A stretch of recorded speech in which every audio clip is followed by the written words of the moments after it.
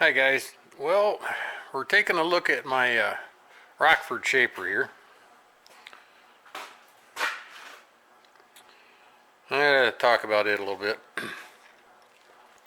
I've been doing some keyways, making some hubs. I think that one's 2 1/4 with a 1/2 inch key, and that one's the same thing. Here I'm using my V block, and here's the key. So it's got a nice fit on it. That's what we've been doing, but it's not really what we're going to talk about.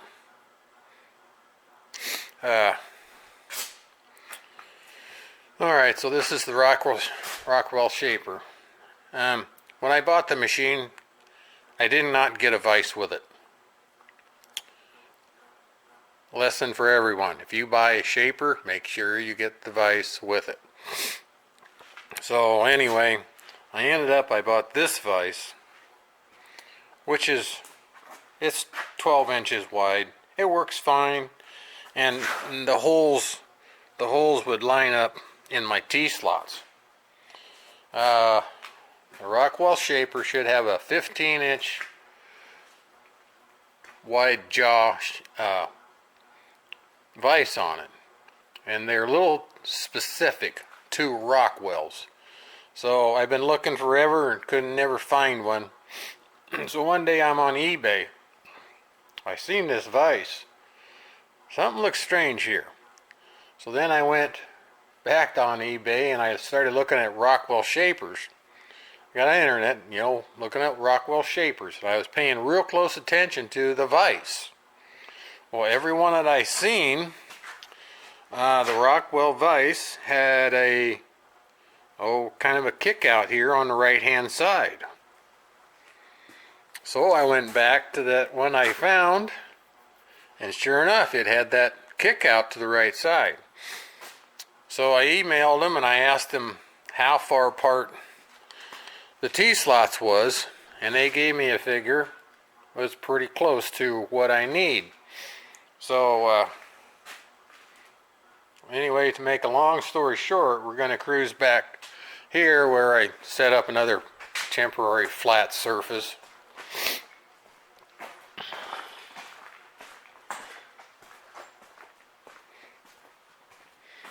Right back here, that, my friends, is a Rockford shaper vise.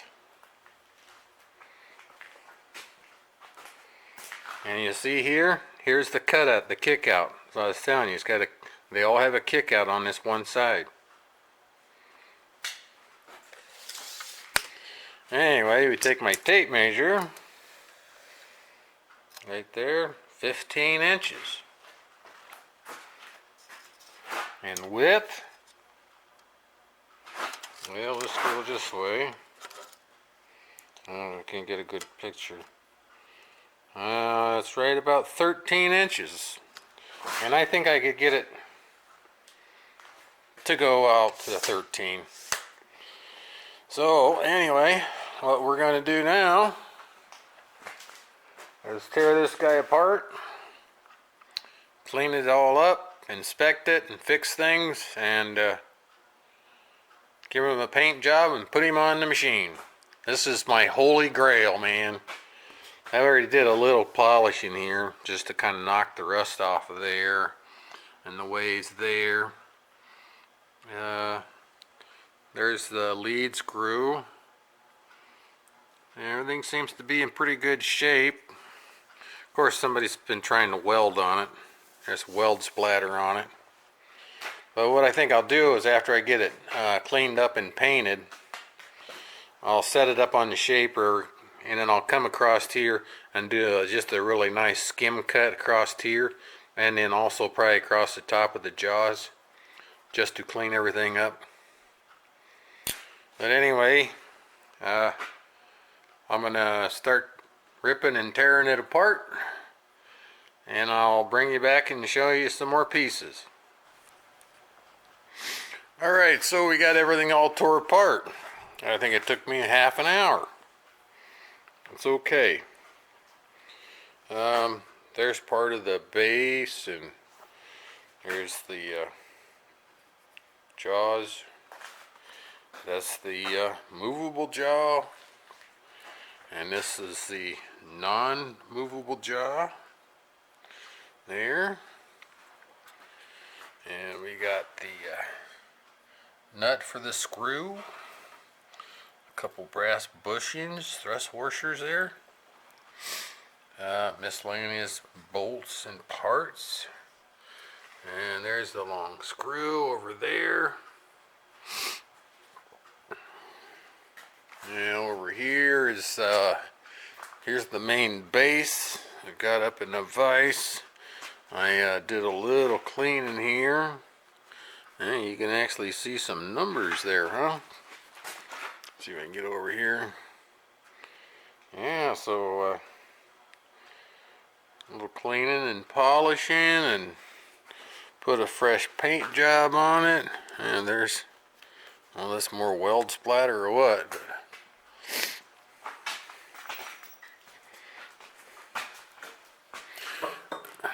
and this is the actual wrench to tighten the vise up with.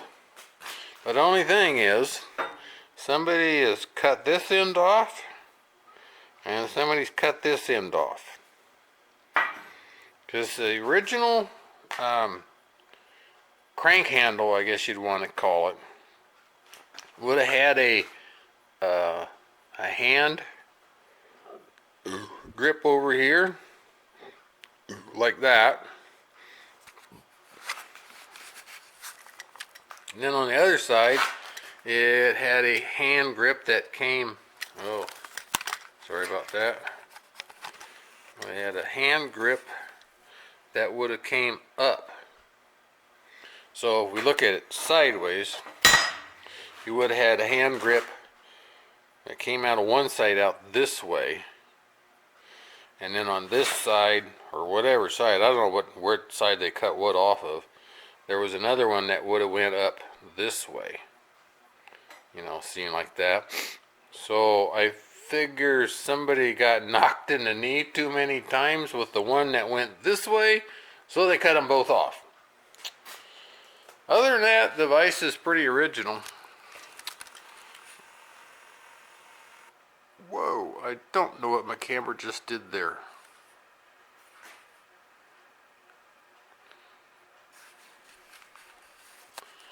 For some reason,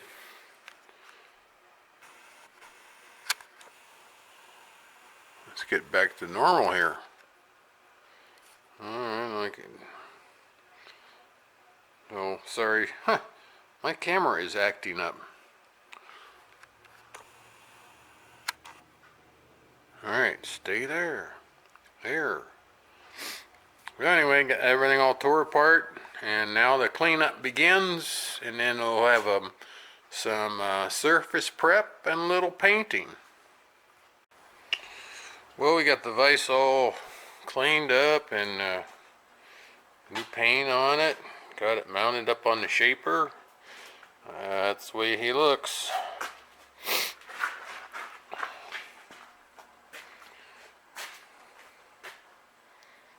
A lot bigger than the other one, which is there. That's a 12-inch vise, and this is 15. So if you take the jaws out, you can get a 15 by 15 inch square in there. And right now I have the jaws out because I want to take and surface the top of the vise. I got my table trammed in already with an indicator, so it's true. So now we're going to true the vise up to the table, and then I can just tram the table in off of the vise.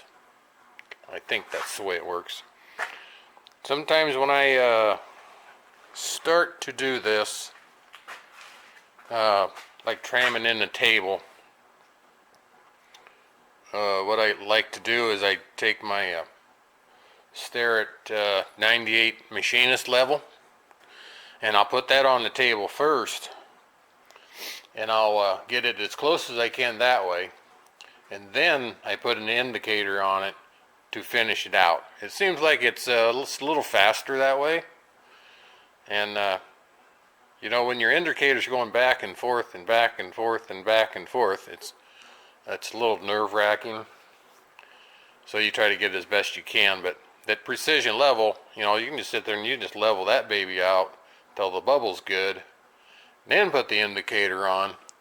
That works pretty good for me. So I think I got everything all set up.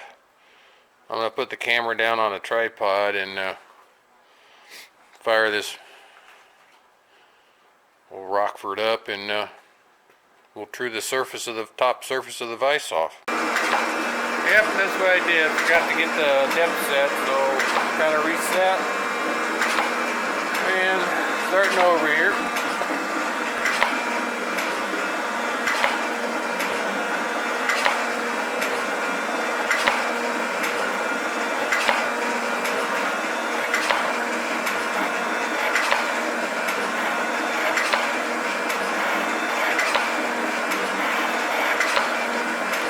Starting to do some cutting.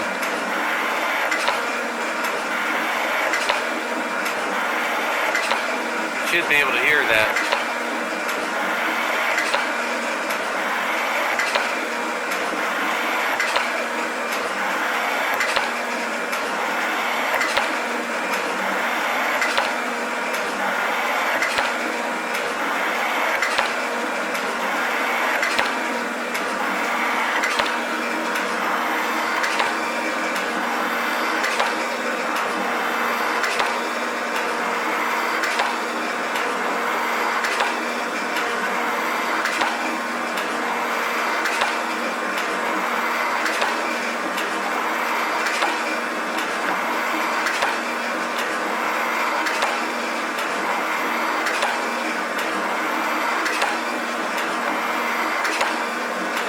Take a light cut off there to clean it up a little bit.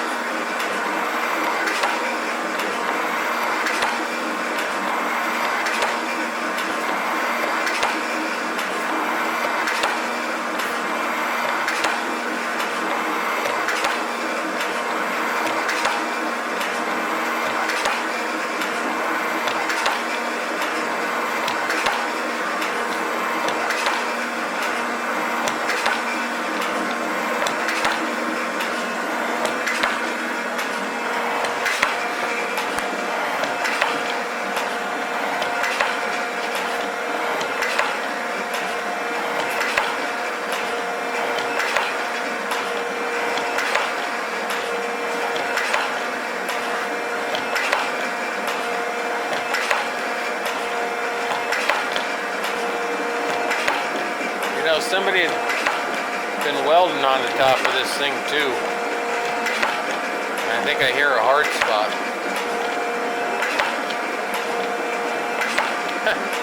And it may have took my cutter apart.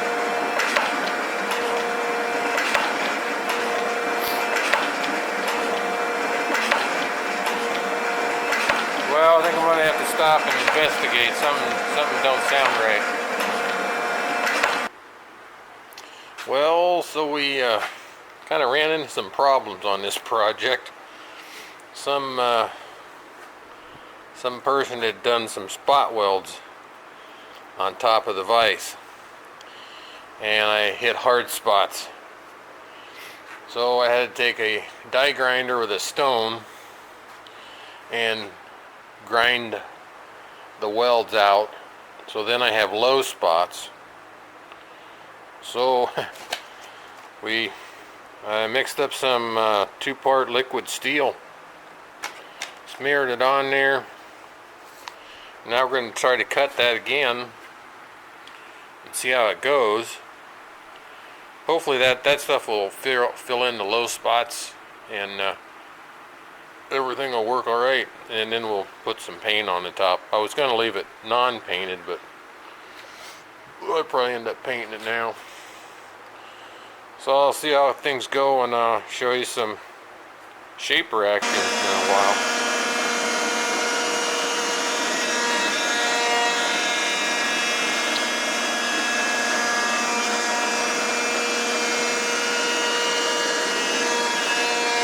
Well, guys, I've been having a heck of a time with this thing.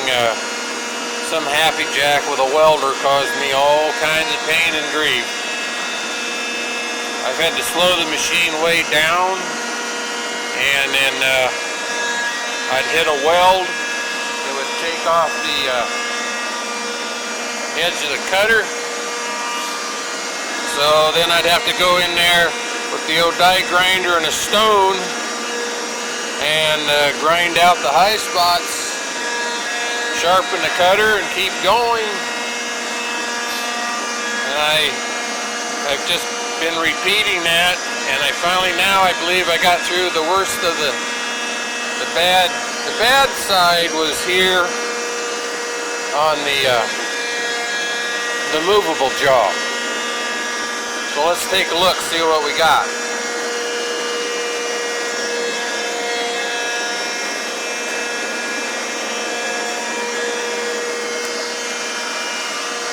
So I think that ended up coming out pretty good.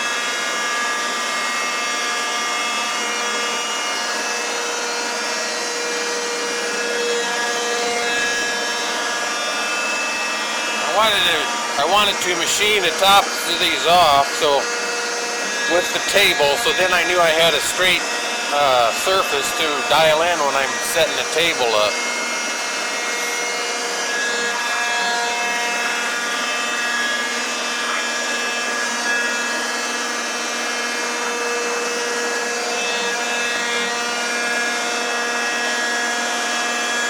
I had to slow the machine way down.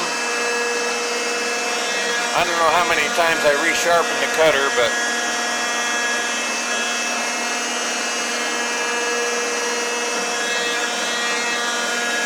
and I'm not sure how much I ended up taking off. Probably 100,000, probably.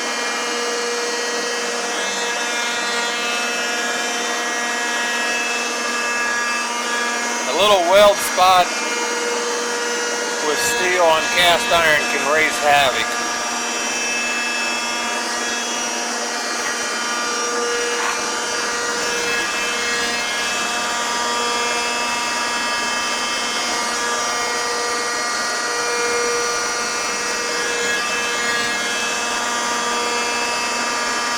Couldn't do the VISE jaws. I can't do them because they are a hardened steel on this VISE. They're not a soft steel. Like on this VISE here, they were a soft steel, so I could machine them. But I tested the jaws on this VISE, and they are rock hard. I'll have to, I don't know, if I want to true them up, I'll have to use a surface grinder.